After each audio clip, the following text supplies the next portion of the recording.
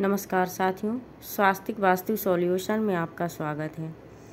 साथियों, मैंने पिछली वीडियो में आपको पूर्व और दक्षिण दिशा के जो पद होते हैं, प्रत्येक दिशा में 8-8 पद होते हैं। कुल मिलाकर ऐसे 32 पद हो जाते हैं। तो साथियों, मैंने आपको पिछली वीडियो में पूर्व और दक्षिण दिशा के 8 पदों के बारे में जानकारी दी थी। 8 पद क्या है? प्रत्येक दिशा में 8 पद होते हैं, जिसमें मुख्य गेट निकाला जाता है। बेसिकली सब लोग अपने अकॉर्डिंग ही मुख्य गेट बनवा लेते हैं, पर वास्तुशास्त्र में ऐसा महत्व नहीं बताया गया है। वास्तुशास्त्र में एक अलग ही प्रोसेसिंग है। यदि उसके हिसाब से हम मुख्य गेट करें तो उसका हमें शुभ फल प्राप्त होता है। आइए देखते हैं आज पश्चिम और उत्तर के जो पद हैं उनकी क्या एक्टिविटी होती है, उनका क्या रिजल्ट सामने आता है। तो शुरू करते हैं। पहला है नैऋत्य कोण, नेतृत्व कोण जिसे कहा जाता है। ये कोण दक्षिण पश्चिम का जो कोना होता है उसे कहा जाता है।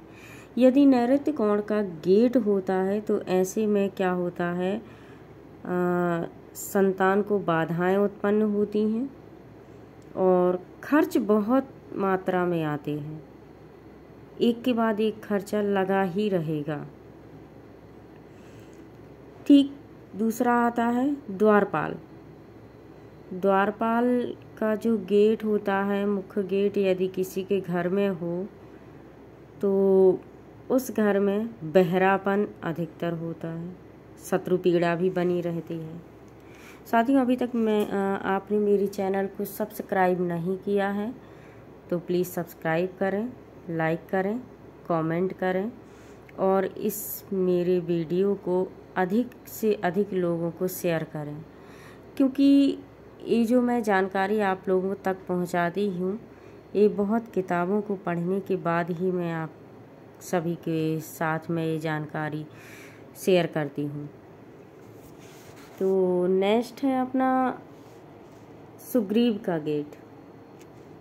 सुग्रीव का जो गेट है, मुख्य द्वार है, तो यदि ये गेट किसी के घर में होता है तो उस घर में कष्ट, आर्थिक संकट बने ही रहते हैं। साथियों, बहुत रिसर्च किया हम लोगों ने, बहुत सारा एक्सपीरियंस भी लिया है। अधिकतर लोगों की घर की जो समस्याएं हैं उसको वास्तु के हिसाब से देखा है, तो एक्चुअली में वही समस्या निकल के आई है जो उस व्यक्ति के घर में वास्तु दोष रहा है। गेट का बहुत अधिक असर पड़ता है, बहुत प्रभावी होता है गेट। यदि गलत जगह पर रख जाए तो गलत प्रभाव देता है, सही जगह पर रख जाए तो सही प्रभाव देता है। इसी पद्धति में आगे चलते हैं। पुष्पदंत का गेट।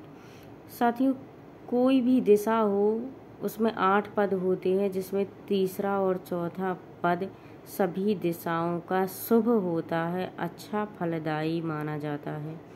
शास्त्रों में लिखा गया है, मैंने विश्वकर्मा प्रकाश में भी देखा है, पढ़ा है, सम्रांगण सूत्रधार में भी पढ़ा है, मत्स्य पुराण में भी इसका वर्णन मिलता है, अग्नि पुराण में भी वर्णन मिलता है। अभी मैं भारद्वाज जी की किताब लेके बैठी हूँ तो उसमें भी यही चीज़ें सामने आई हैं। तो जो पुष्पदंत का गेट है, यदि किसी के घर में मुख्य द्वार पुष्पदंत का होता है तो वहाँ पर मानसिक प्रफुल्लता बनी हुई होती है, अर्थात व्यक्ति मन से प्रसन्न रहते होंगे और उन्नति भी उस घर में होती होगी। नेक्स्ट आता है वरुण का। वरुण का मुख्य द्वार भी बहुत अच्छा होता है, वरुण का पद बहुत अच्छा होता है। इसमें क्या होता है, जिसके घर में वरुण का मुख्य द्वार होता है उस घर में उत्तम स्वास्थ्य रहता है सभी का, सुख शांति भी बनी रहती है और कल्याणकारी कार्य भी होते रहते हैं उस घर में। अगला देखते हैं असुर का गेट। असुर का गेट अच्छा नहीं होता है। देखते हैं इसमें क्या परेशानी होती है। इसमें राजकीय नुकसान बना रहता है, पिता को हानियां झेलनी पड़ती हैं। नेक्स्ट आता है शेष। शेष का गेट भी शुभ नहीं होता है। शेष का गेट जिसके भी घर में होगा वहाँ पर आर्थिक नुकसान होता ही रहता होगा। फिर देखते हैं यक्षमा का गेट। यक्षमा का मुख्य द्वार यदि किसी के घर का होता है तो वहाँ पर बीमारी दस्तक देती ही रहती हैं, बनी ही रहती हैं।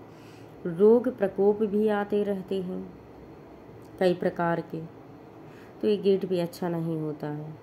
फिर आता है वायव्य कोण। ये वायव्य कोण जो है उत्तर और पश्चिम के बीच का जो कोना होता है वो होता है वायव्य कोण। साथियों देखिए, हमारा घर चौकोर होता है तो ये ना समझिएगा कि एक कोण हो गया ईशान, फिर हो गया आग्नेय, फिर होगा नैऋत्य और फिर हो गया वायव्य। ऐसा नहीं है, ये सभी डिग्रियों से नापे जाते हैं। मैं नेक्स्ट वीडियो डिग्री के ऊपर बनाऊंगी, कितनी डिग्री पर कौन सा कोण, कितनी डिग्री पर कौन सा गेट आता है।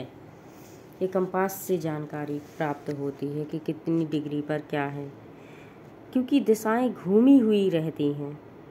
चलिए देखते हैं वायु कोण का यदि गेट हो, वायव्य का गेट हो, तो यहाँ पर क्या होता है, अकस्मात रोग आते रहते हैं, प्रकोप बना रहता है और अकस्मात मृत्यु भी हो जाती है।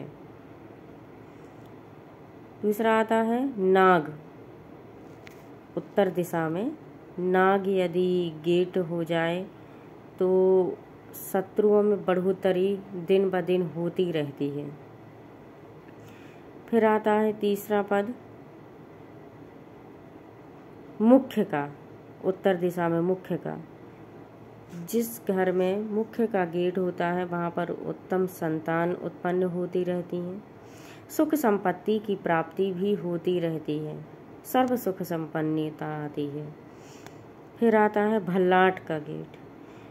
जिसके घर में उत्तर मुखी घर होगा और भल्लाट का गेट होगा उसकी तो कह ही नहीं सकते हैं कि कितना शुभ होता होगा। ऐसे घर में आर्थिक एवं प्रत्येक क्षेत्र में प्रगति होती रहती है, चाहे जो भी क्षेत्र हो, व्यापार का क्षेत्र हो, सर्विस का क्षेत्र हो, कोई भी क्षेत्र हो।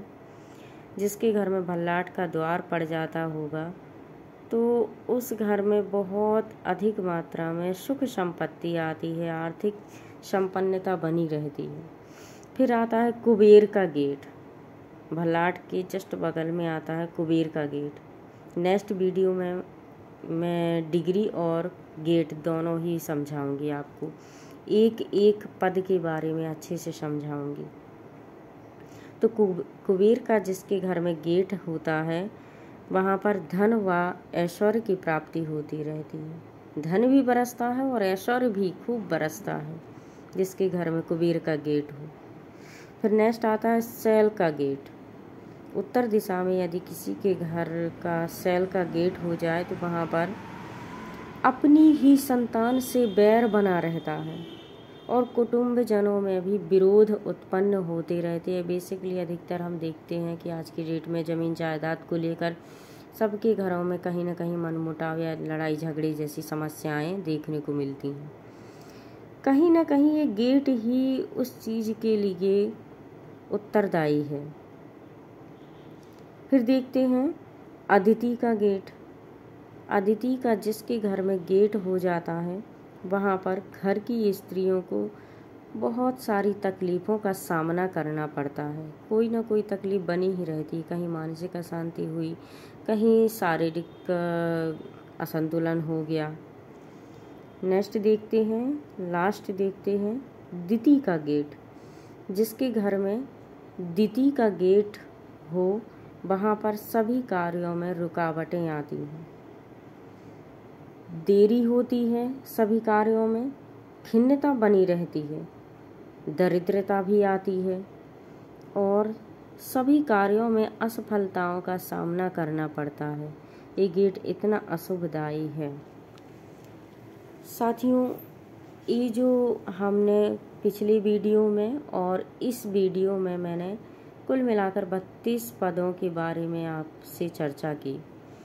ये 32 पद, यदि सबके घर में कोई ना कोई पद होगा ही, और उसके फल और विफल दोनों हम सभी भोग रहे होंगे किसी न किसी कारण से। तो साथियों, कोशिश कीजिए कि वास्तु को अपनाएं, क्योंकि वास्तु को अपनाने से हमें कहीं ना कहीं लाभ ही उत्पन्न होगा। क्योंकि हम लोगों ने जितना भी एक्सपीरियंस देखा है, लोगों के यहाँ का सर्वे किया है, तो एक्चुअली में समस्याएं मुख्य गेट और छत से सामने आती हैं कि इस व्यक्ति के घर में ये समस्या है। तो साथियों, नेक्स्ट वीडियो में मिलते हैं एक नई जानकारी के साथ, एक नए वीडियो के साथ। जब तक के लिए आपसे नमस्कार। मेरी चैनल को सब्सक्राइब करें, कमेंट करें, लाइक करना ना भूलें। नमस्कार साथियों, नेक्स्ट वीडियो में एक नई जानकारी के साथ आपके सामने आऊँगी। नमस्कार साथियों।